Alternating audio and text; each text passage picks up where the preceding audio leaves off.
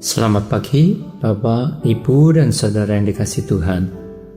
Saya sungguh bersyukur dapat menyapa Bapak, Ibu, dan Saudara sekalian di minggu keempat di bulan Agustus 2026 dalam suasana perayaan kemerdekaan Negara Republik Indonesia yang ke-81.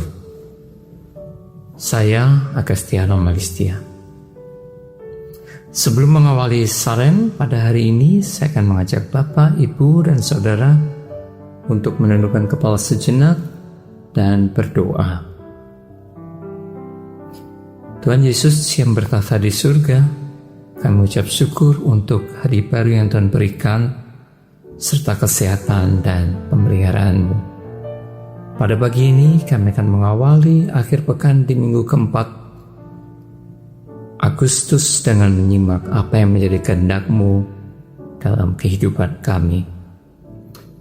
Ajar kami untuk menjadi anak-anak-Mu yang taat dan setia. Di dalam nama Yesus kami berdoa. Amin. Renungan pada pagi hari ini saya beri judul Kemerdekaan yang Bertanggung Jawab. Marilah kita semua membaca ayat nats yang terambil dari Galatia 5 ayat ke-13 yang berbunyi demikian. Saudara-saudara, memang kamu telah dipanggil untuk merdeka. Tapi janganlah kamu mempergunakan kemerdekaan itu sebagai kesempatan untuk hidup dalam dosa. Melainkan layanilah seorang akan yang lain oleh kasih. Dalam sebuah talk show bertema Multicultural Leadership atau kepemimpinan multikultural yang digelar oleh konsorsium Sotto Voce yang beranggotakan Fakultas Teologi, Fakultas Keguruan dan Ilmu Pendidikan, serta Fakultas Bahasa dan Seni UKSW,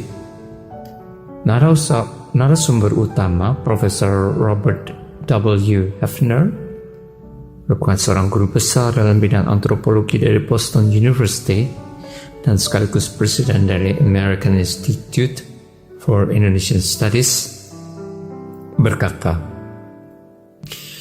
bahwa warga negara Kristen Indonesia patut bersyukur karena diberi ruang untuk berkontribusi dalam menentukan masa depan negara ini.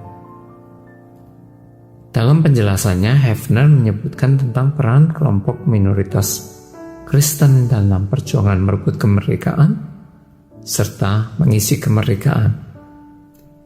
Warga negara Kristen di Indonesia berkontribusi dalam bidang pendidikan serta kesehatan. Di bidang pendidikan, kita dapat menyebutkan sekolah-sekolah seperti Penabur, Petra, dan Kanisius, serta perguruan tinggi seperti Universitas Kristen Satya Wacana, Universitas Kristen Petra, Universitas Kristen Maranatha, Universitas Atmajaya, dan Universitas Katolik Sukiyo Pranoto.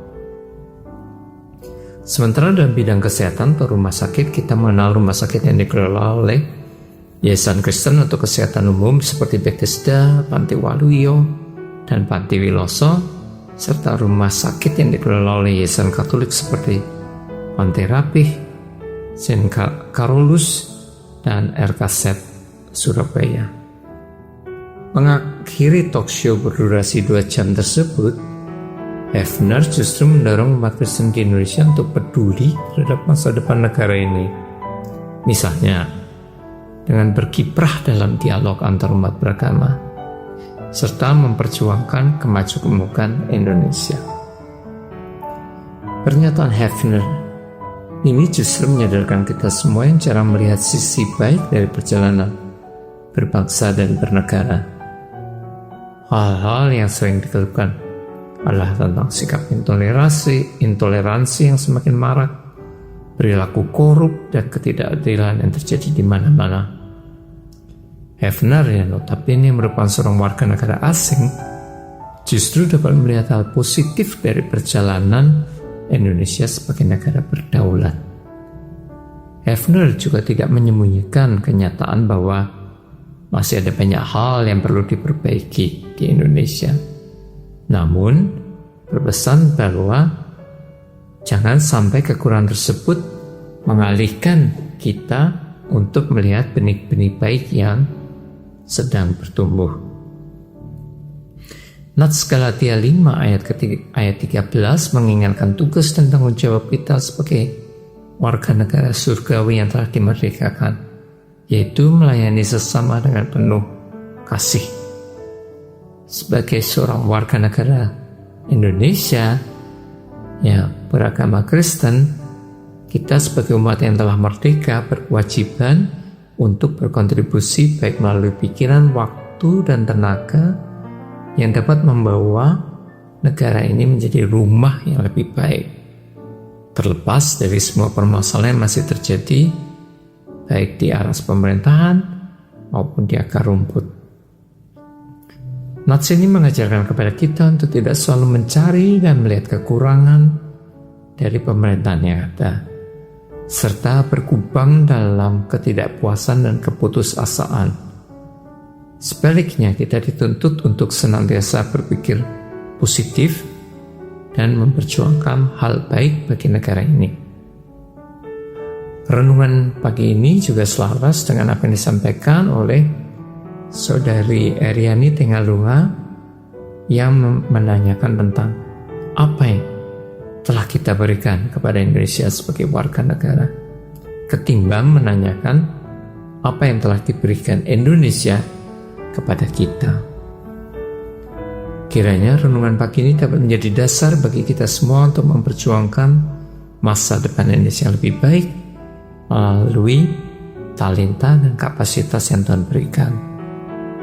Selamat mengisi kemerdekaan Republik Indonesia yang ke-81. Mari kita berdoa. Terima kasih Tuhan untuk renungan di pagi hari ini. Kiranya sebagai anak-anak-Mu kami boleh senantiasa menjadi warga negara surgawi dan sekaligus Indonesia yang merdeka dan berguna. Berikan kepada kami anak-anak-Mu ketulusan dalam berkontribusi terhadap masa depan yang lebih baik dari negara kesatuan Republik Indonesia. Dalam nama Yesus kami berdoa. Amin. Selamat pagi dan selamat berkarya.